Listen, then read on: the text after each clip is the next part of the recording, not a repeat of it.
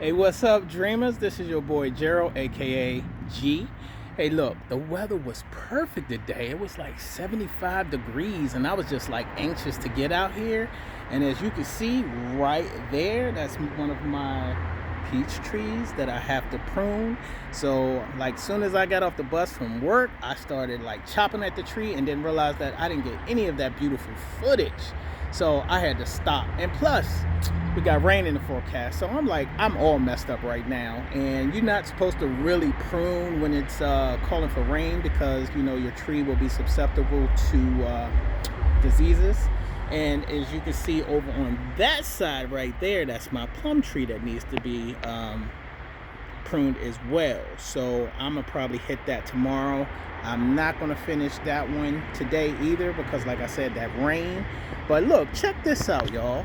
This will be some cuttings that I'm gonna propagate, the ones that's in this hole. And that hole came from them dumb moles, man. I hate those things. Anyway, this is all from the peach tree. As you can see, it's flowering big time. Here's a whole trail. Oh my God. And this peach tree, I can't think of the name. I have to go back to one of my old footages to grab the name of it. But it's definitely giving me fruit. I had this peach tree for maybe about 5 years, I'm thinking, give or take.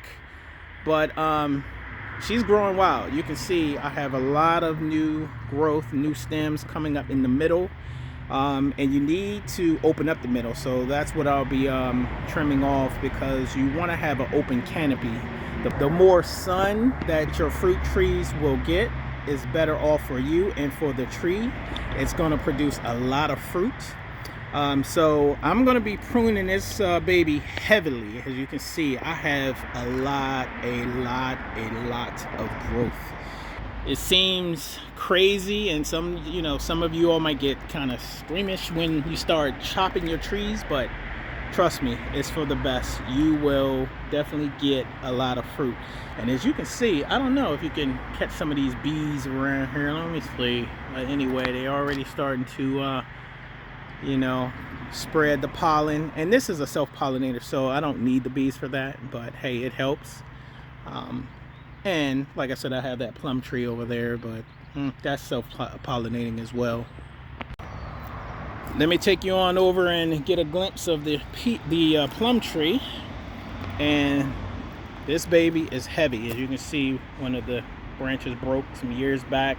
I mended it back together, taped it with some, I used electrical tape, but hey, it worked. Look at all the new branches I got. And I also get fruit, but that's what would happen if you do not cut your branches back, because they get so heavy with fruit, they will break. Hey, I'm new to trying to grow fruit, and it's been probably, like I said, 5 years. I tried my hand.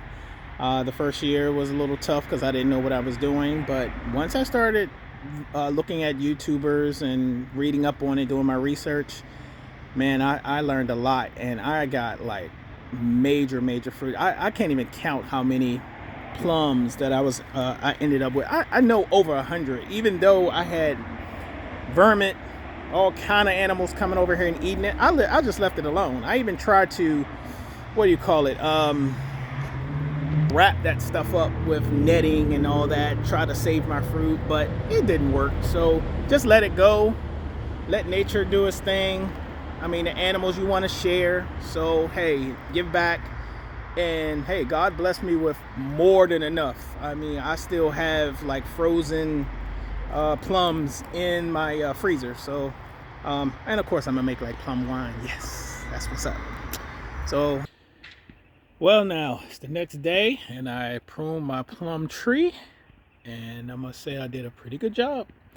I wish I had more branches on that side, but you can see that I have this behemoth of a pine that's taking up space, so I don't want my limbs to kind of go through there, and plus you're not going to get any fruit.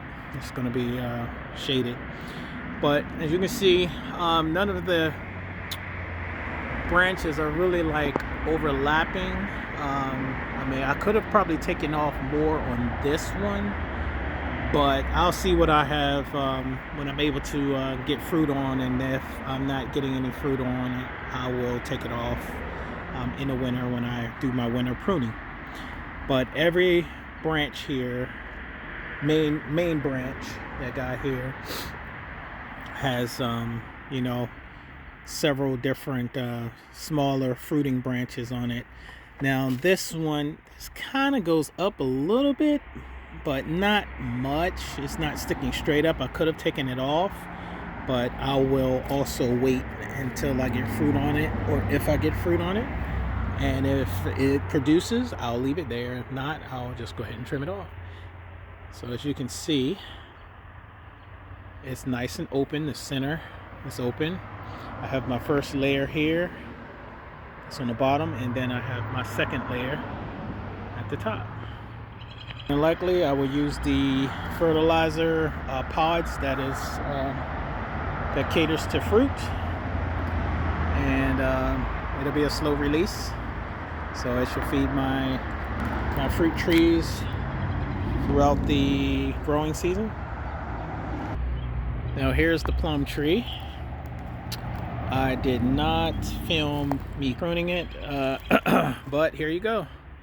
This is also nice and open. I don't like the fact that it's slanted here, but I don't think I can do anything about it.